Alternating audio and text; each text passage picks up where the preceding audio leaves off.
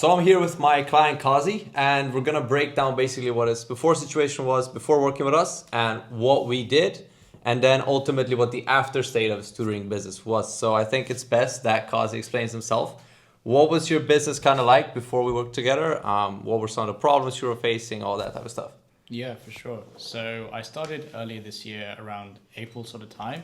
Okay. And my offer wasn't really too dialed in. I was just offering sort of monthly plans and I didn't really have much of a program either. So it was just a 2-hour lesson. I didn't really have any deliverables outside of that. And outside of the delivery, my sort of lead flow was very unpredictable. I didn't know when my next sort of meeting was going to come in, when my next close was, and I just didn't really get a return on my ads. So that's some of the problems I was having. Okay, cool. So the first thing that we did is you joined on the 22nd of, that's October, right? Yeah. Cool. So the first thing that we did is we looked at his offer. So you said that it was kind of dialed in. So do you mind sharing what your offer was before we start working together?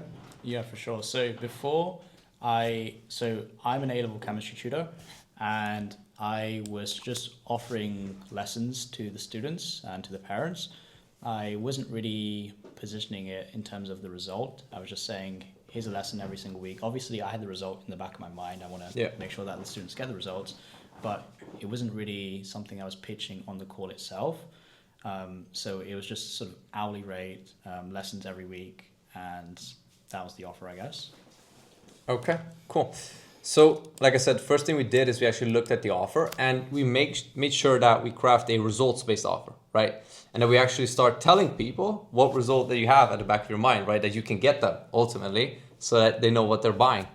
That's pretty much it. We just need to make sure that the people understand what they're buying and see the value of it, right? Because a lot of tutors, they have a really good delivery, right? Because we didn't really change your delivery, right? You pretty much delivered the same high quality product as it always was. We just made sure that people understood how high quality it was in the first place. How much was your business doing roughly before you joined the program? Before I joined the program, around 2K a month. 2K a month roughly?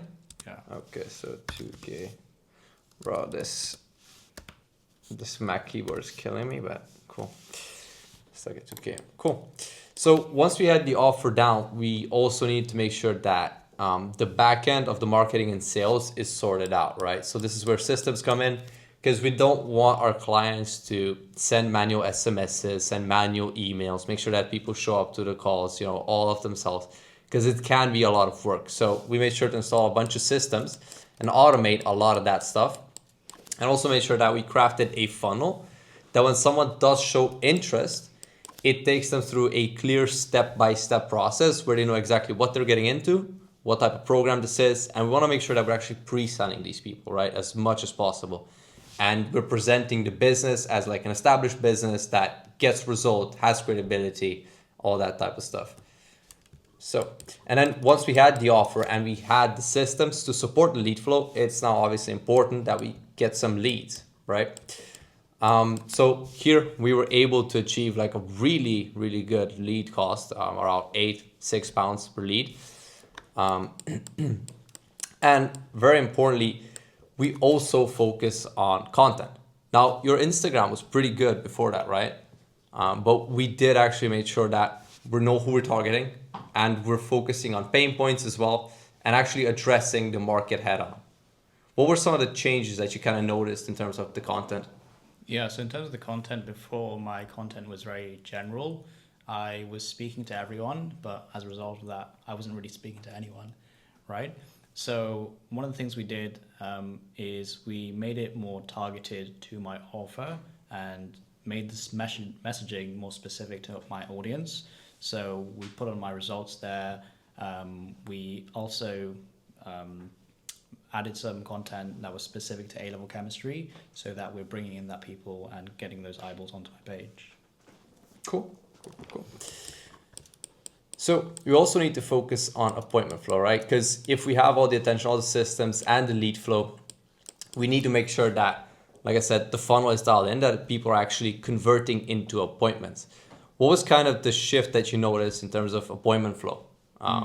before and then after working with us? Yeah, for sure. So I think the main thing is the appointments were very unpredictable before with my ads, and I wasn't getting that many appointments with my ad spend.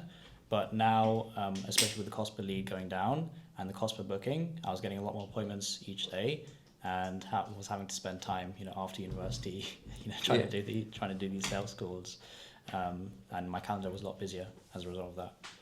All right, cool. Also, I do want to give credit where it's due. Kazi has an insane work ethic. Like, you people don't understand. He was literally like, you were filming the VSL at like 3 a.m., right? And then you had like, I believe lessons, because you go to school still, right? At like 6, 7 a.m.? Yeah, exactly, a few hours later. Yeah, so he did not sleep. He really got it all done soon. And I mean, the results speak for themselves. We're going to get all into that as well. But I do want to mention that as well, right? Like, this is not like some magic pill. There is work involved, and obviously the more dedicated you are to said work, the better the results are, right? How was your sales side of things before working with us? Yeah, sales was, honestly, I feel like my sales have really improved. Before with my sales calls, I didn't really have a structure to them. I had a rough idea in terms of what I would be talking about: discovery, pitch, and offer. I wouldn't really even try to object to or handle any of the objections before, but I was provided a script which actually, told me exactly what I had to say. If the parent gives me this objection, I know exactly what to, reply with. So that was really helpful, and it's the same sort of structure with each sales call now. And I've gotten a few sales, as you can see on the board. Yeah, he's gotten a few. Yeah, I've got a few sales. What was the biggest objection that you had before? Before, the biggest objection. It's interesting because before, a lot of people, they weren't even really sure if it was going to work for them. But I don't get that anymore. They're pretty sold in terms of the quality of the product that they're getting. A lot of times now it's just finances and just working around that, or the spousal rejection. But that's sort of, I feel like I'm better at dealing with that now. Cool. Yeah, I mean, if people don't see the value, it's gonna be really tough, right? Like, I can imagine if it's not conveyed and they don't see if the system and the program is actually gonna help them out, then objection handling is like, it's really, really difficult. It's like, what are you gonna do if they're like, I'm not sure this is gonna work out or not? It's like, well, Yeah.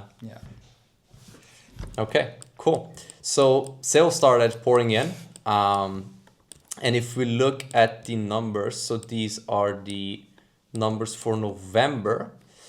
So you joined late October. We launched ads, I believe, in like a week, 2 weeks. Yeah, like really, really fast. Like I said, like he was on the ball, like getting everything done. Bro did not sleep until it was done. So kudos to him for that. But basically in November, we were able to get so this is 9.4 and this is 10x ROAS. That's on revenue. And then December, which is usually like a really slow month for any tutor that's, been around for longer than a year. December is usually really, really slow, right? People just don't want to buy. It's Christmas, it's holidays, nobody wants to study.